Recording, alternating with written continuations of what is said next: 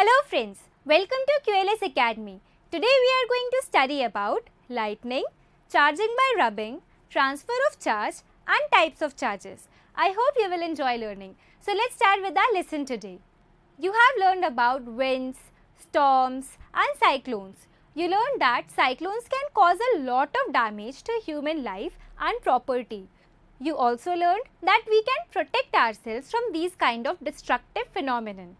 In this chapter, we will discuss some other destructive phenomena. दो और हैं जो हम अभी पढ़ेंगे.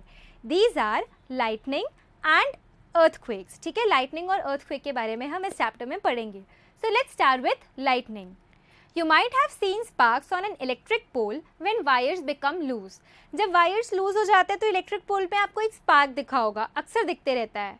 This is common when the wind is blowing and shocking the wires. ठीक है, ये हो सकता है जब हवा चल रही है या फिर वायर्स शॉक कर रहे हैं, तब ऐसा हो सकता है कि वो दोनों ऐसे टच हो जाए वायर जो कि टच नहीं होना चाहिए और उसमें से स्पार्क निकल रही है.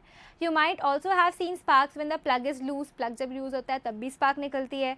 Lightning is also an electric spark but on a huge scale. जो लाइटनिंग है ना, that is also an electric spark but वो बहुत बड़े स्केल पर होती है. In ancient times, people did not understand the cause of these sparks. वो कुछ भी reasons देते थे इन सारी चीज़ों का. Now, of course, we understand the reason for this now because of accumulation of charges in the cloud. अब हमें पता है कि lightning क्यों होती है. क्यों होती है? Because of the accumulation of charges in the clouds. बादलों में charges का accumulation हो जाता है. इस वजह से lightning होती है. अब थोड़ा और डीप में जाते हैं कि यार होता क्या है. We need not to be afraid of lightning but we have to be precautious to protect ourselves from it. ठीक है, लाइटनिंग से डरने की जरूरत नहीं है बट थोड़े प्रिकॉशंस ले लेना चाहिए. The sparks that Greeks knew about. वो स्पार्क्स जिसके बारे में ग्रीक्स को पता था. The ancient Greeks knew that when amber was rubbed with fur. Amber को रब करते हैं फर में. It attracted light objects. Light objects मतलब हल्के ऑब्जेक्ट सच एज हेयर. ठीक है, you also have observe sometimes that this kind of phenomenon occurs when you take up woollen और polyester clothes. ठीक है, जब आप वुलन और पॉलिस्टर क्लोथ्स उतारते हो तब भी आपने देखा होगा कि स्पार्क टाइप की आती है, आवाज़ आती है. If you take off these clothes in the dark you might have seen spark और क्रैकलिंग साउंड. ठीक है, क्रैकलिंग साउंड आता है. In 1752 Benjamin Franklin showed that both the phenomenon of clothes, जब आप ये क्लोथ्स करते हो और जो स्पार्क आती है वो वाला फिनोमिनन, एंड लाइटनिंग, ये लाइटनिंग का फिनोमिनन, ये दोनों सेम है. एक्चुअली इनका जो बेसिक कॉज है वो सेम है. We shall now study some properties of electric charges and how they are related to lightning. Okay, have you ever rubbed a plastic scale on your head and then paper pieces के close लाने पर वो जो scale है वो attract करता है उन पेपर पीसेस को. ये एक्टिविटी की होगी ना, तो इसी एक्टिविटी से हम अपना एक न्यू टॉपिक स्टार्ट करते हैं, that is charging by rubbing. रब करके कैसे किसी ऑब्जेक्ट को हम चार्ज करते हैं, this is our new topic. So let's perform an activity, that is activity number 1. Take a used ball pen refill. Okay, used ball pen की मैंने रिफिल ले ली. Rub it with polythene. Polythene से मैंने उसको rub कर दिया. Now bring close to paper pieces. जैसे ही मैं इसे पेपर पीसेस के क्लोज लाऊंगी इट अट्रैक्ट्स दोज पीसेस. ठीक है, दिख रहे हैं आपको पेपर पीसेस जो हैं वो सारे के सारे अट्रैक्ट हो रहे हैं उस रिफिल से.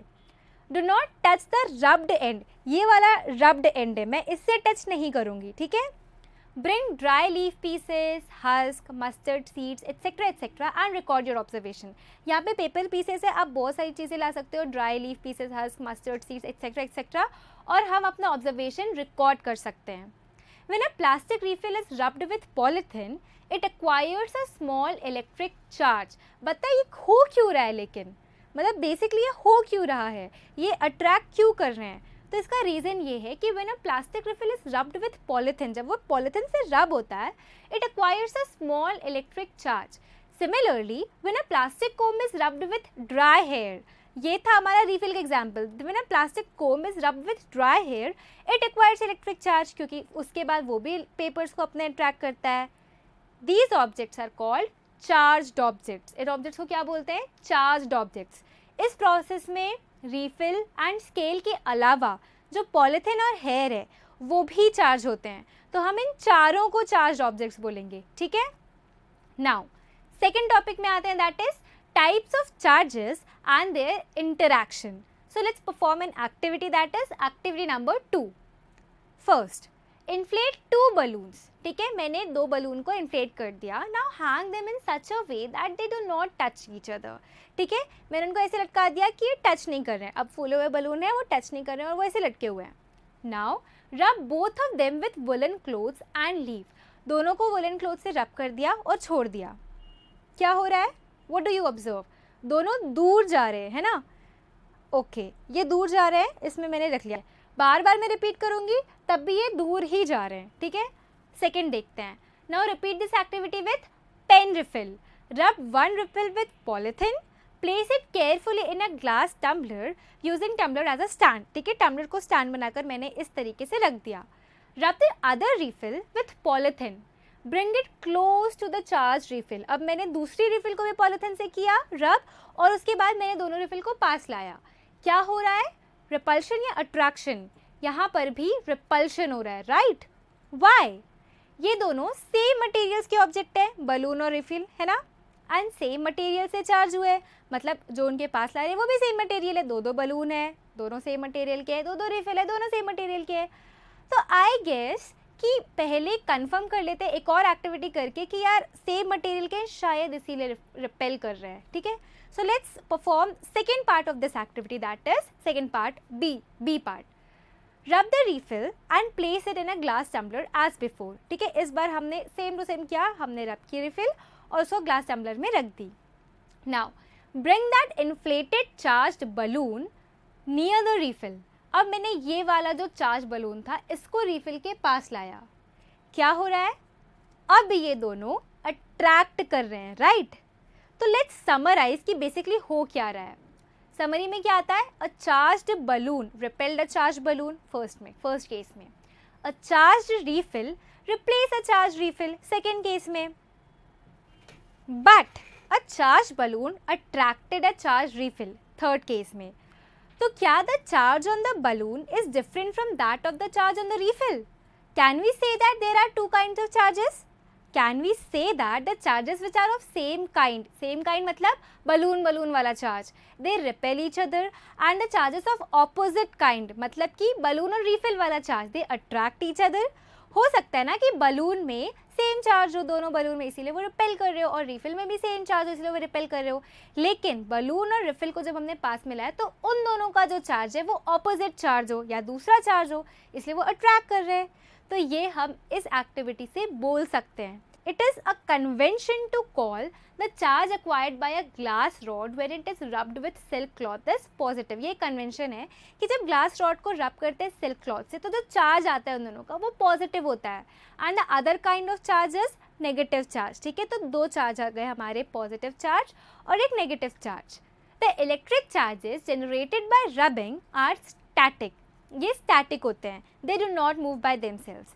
When charges move they constitute an electric current. ये जो चार्ज रहते हैं ना रबिंग वाले, ये स्टैटिक होते हैं. ठीक है, और अगर ये स्टैटिक चार्जेस को अगर हम मूविंग चार्जेस बना रहे हैं तो बेसिकली चार्जेस नहीं होंगे, ये करंट फॉर्म हो जाएगा. ठीक है, क्योंकि वी नो दैट कि करंट कुछ नहीं है जबकि ये मूवमेंट ऑफ चार्जेस होता है. ओके, ये था हमारा चार्जिंग बाय रबिंग. अब अपने नेक्स्ट टॉपिक पर आते हैं, that is transfer of charges. So let's perform an activity, that is activity number 4. Take an empty jam bottle. ठीक है, we took an empty jam bottle like this. Take a piece of cardboard slightly bigger than that of the mouth of the bottle. ठीक है, थोड़ा सा बड़ा होना चाहिए bottle के माउथ से वो cardboard. Pierce a hole in it so that a metal paper clip could be inserted. ठीक है, metal paper clip को ऐसे खोल दो और उसको insert कर दो. Open out a paper clip as shown. Now cut 2 strips of aluminium foil about 4 into 1 centimeter each and hang them in the paper clip as shown. ठीक है, उन paper clip में इन दोनों को hang कर दो. Now insert the paper clip in the cardboard lid so that it is perpendicular to it. ठीक है, ऐसे कर दो. Charge a refill and touch it with the end of the paper clip. paper clip के end में refill charge करो और उसको लाओ. Observe करो क्या हो रहा है, वो repel हो रहा है. Now bring another charge body and do the same activity. फिर भी रिपेल हो रहा है. बहुत सारे डिफरेंट चार्ज बॉडीज़ को अगर आप लाते हो तब सेम चीज़ होती है, वो रिपेल ही करते हैं दोनों के दोनों. तो can you explain why the foil strips repel each other every time with every charge bodies. हर बार जब भी हम कोई ऑब्जेक्ट लाते हैं मेटल स्ट्रिप्स के पास, वो चार्ज बॉडी का चार्ज चला जाता है. तो ये बेसिकली हो क्या रहा है, आई टेल यू.